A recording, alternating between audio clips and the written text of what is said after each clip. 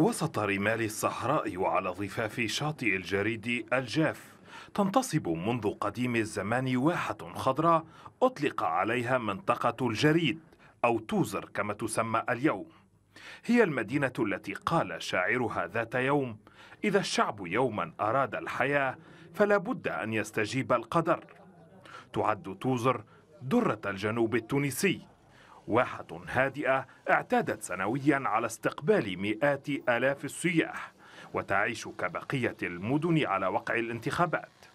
ورغم جمالها فإن توزر لم تكن بمنأى عن الأزمات الاقتصادية التي أثرت على تونس. توزر كلها 70% 80% سياحة.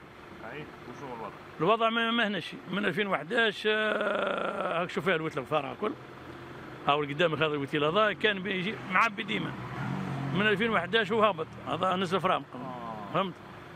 حتى المطار كانوا طياير عندنا نتاع اليوم نتاع نيس ونتاع باريس وقفوهم خلوا طياره واحده في الاسبوع. توزر هي أرض السياحة والفلاحة، وبالتحديد زراعة النخيل، قطاعان ليسا في أحسن حالتهما منذ سنوات. لذلك يطلب السكان من الرئيس المقبل أن يلتفت إلى منطقة الجريد بتنويع المشاريع الاقتصادية عبر إنشاء مشاريع تستوعب اليد العاملة في المنطقة. عندنا قيد حوالي عامين نسمو بالسياحة باش ترجع بقوة، ولكن ما رجعتش بقوة. تعمل الضربة لمدة زمنية حوالي شهر وبعدين نعاود ركود من جديد، يعني ما وصلتش في النسق اللي كانت عليه سابقا. يلزم يعمل حاجة مورد رزق آخر باش تركز عليه سواء مواطن ولا دولة، تكون تأطر مواطنيها معناها باش توفر لهم معناها معامل معناها غيب معناها حسب الموقع اللي انت فيه، شركات معناها باش اذا جت السياحه مرحبا بها، اذا مشت السياحه نلقى غدوه النخله ولا نلقى معناها المعمل ولا نلقى كذا.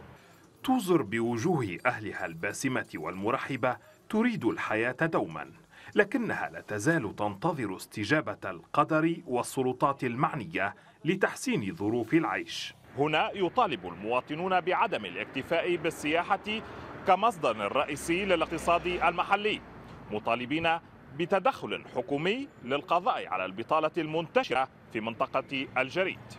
مراد الدلنسي من مدينة توزر التونسية، الميادين.